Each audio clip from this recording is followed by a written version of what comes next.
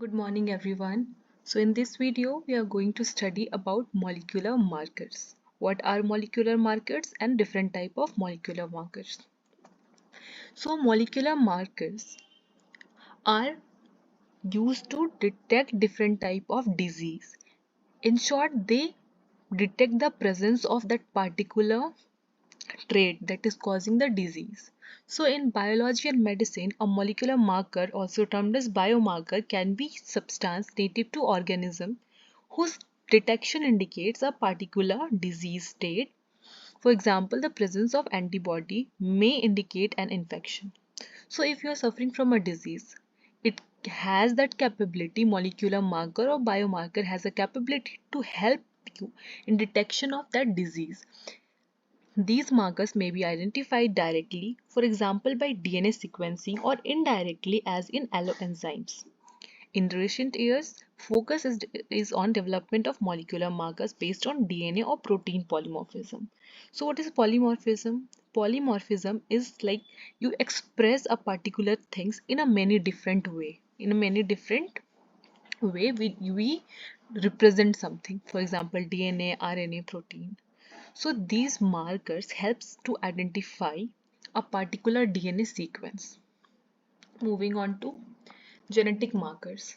So there are different type of genetic markers which help in detection of different type of trait. First is morphological traits can be detected by these genetic markers like direct measurement of phenotypes subject to environmental changes, epistatic and pleiotropic changes that occurs in a body. Next is protein markers, which are also called as biochemical markers like alloenzyme, histochemical assays based on migration properties of protein. These protein markers are based on migration movement of protein,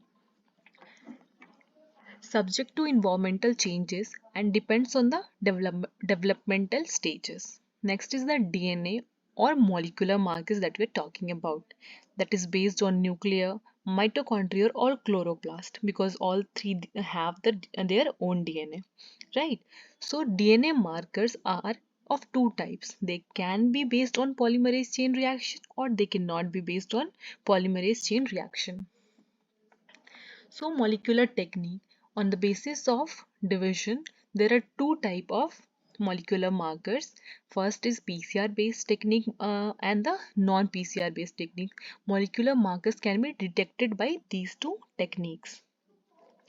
There are several techniques that we are going to study, but first technique here is in the PCR based technique is RADP, next is AFLP, next is microsatellite, SNP, CAPS, SCAR, RAMP, DAF, SSCP, TRAP, SRAP, etc.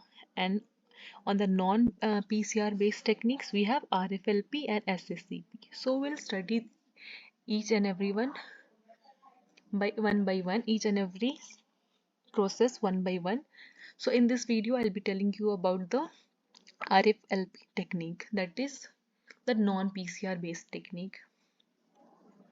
So when we study DNA markers, there are different type of DNA markers. Some are based on the restriction enzyme, some are based on PCR, and some are based on both of them.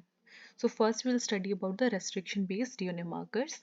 Restriction fragment length polymorphism is the full form of RFLP technique. RFLP was first molecular marker to be widely used for characterization of plant genotype.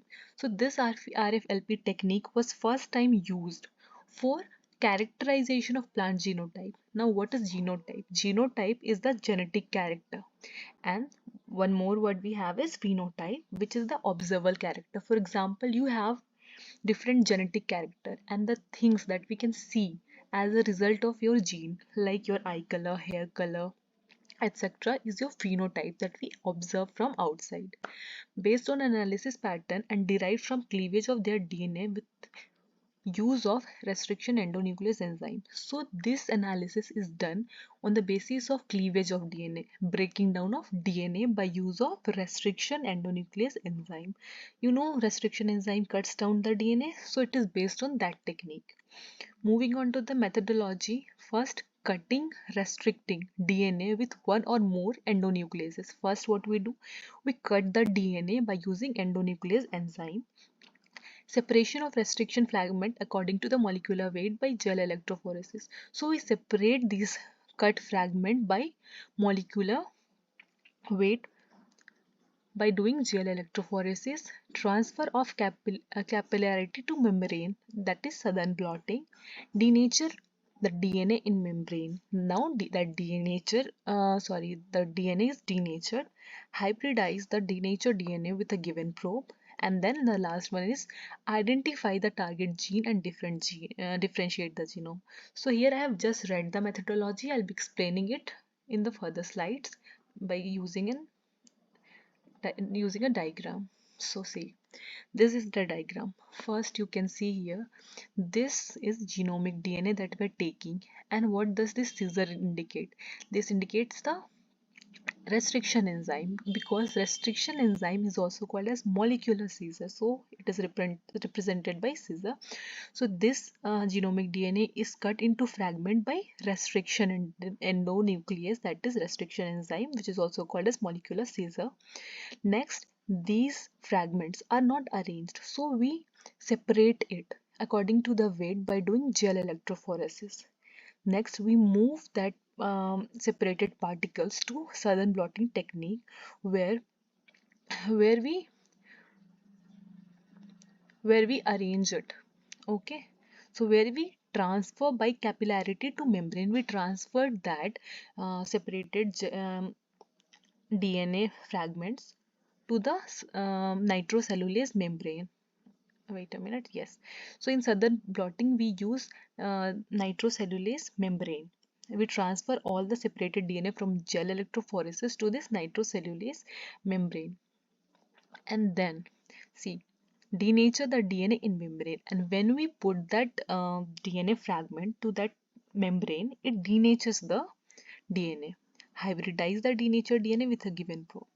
Now, what we do, we take that DNA from the nitrocellulase membrane, or from the Southern blotting technique, we take it and hybridize the DNA by labeling it with probe. What does probe do? Probe helps in the proper identification of a particular DNA fragment. So we hybridize the denatured DNA with probe. We do hybridization. These all steps come under the Southern blotting technique. Identify the target gene and differentiate the genome. Now, see, I told you, first we cut the genomic DNA into fragment by molecular scissor called as restriction enzyme, and then we put it in PAGE, that is polyacrylamide gel electrophoresis. Moving on to the next step, we do the Southern blotting, where we transfer that DNA fragment to a membrane, and then after transferring the DNA particles to that membrane, it will denature the DNA, and then the denatured DNA is added with probe. And when you add probe, now your particular DNA can be identified, because see, as shown here, DNA labeled probe. This is your DNA and this is the probe. Now this different type of thing will attach to this, and it will show some differentiation. It will differentiate that one DNA fragment with other, because it is labeled with DNA probe, so it helps in identification. And as the last point says, identify the target gene and differentiate genome. Now you can see here, by doing DNA fingerprinting technique, we can identify the target gene. See, this is your target gene, and this is identified by the RFLP technique. So when we see, this is the RFLP analysis of 29 maize in traits using UMC68 Hint 303 as an enzyme here. So this was the result created. This is RFLP technique. Now every technique has advantages and disadvantages. So moving on to that. Advantages of RFLP. The major advantages of RFLP include higher level of polymorphism. It gives different type of DNA fragment. A single DNA can be expressed in different forms, so it has high level of polymorphism. Next, explores large number of loci. it gives large number of loci. Okay. Produce semi-dominant marker allowing determination of homozygosity or heterozygosity. Now, these semi-dominant markers help in the detection or determination of homozygosity or heterozygosity. So, they help in that. Selective neutrality. They help in selective neutrality of different type of DNA. Stable and reproducible results in diverse environment. They give proper result that can be seen in diverse environments also, provide constant result over time and location, and the result is very accurate over time and location. Now moving on to the limitations. Slow or very long duration before results. Again, it is accurate, it gives very good result, but it takes very long time. Next is complexity of methodology involved. The process is quite like complex. DNA to be tested must be of high quality and be available in large quantity. So DNA should be of high quality and quantity both.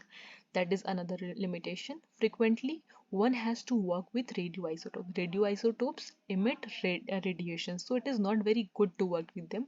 So it is another limitation. Many probes are not available depending on species. Now, your DNA requires a particular probe. There may be unavailability of that probe. So next is too many polymorphism may be present in a short probe. And now we have a short probe. We want to see a particular type of DNA or a sequence. So there are many polymorphism present in a short probe that may alter the results. Cost of development is very high and low frequency of desired polymorphism in polyploid plants like wheat.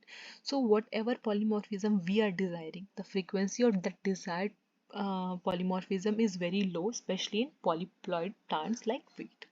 So this was about the RFLP technique. I hope you liked the video. So if you want me to make another video on any particular topic, please comment down below. And thank you for the support. Thank you.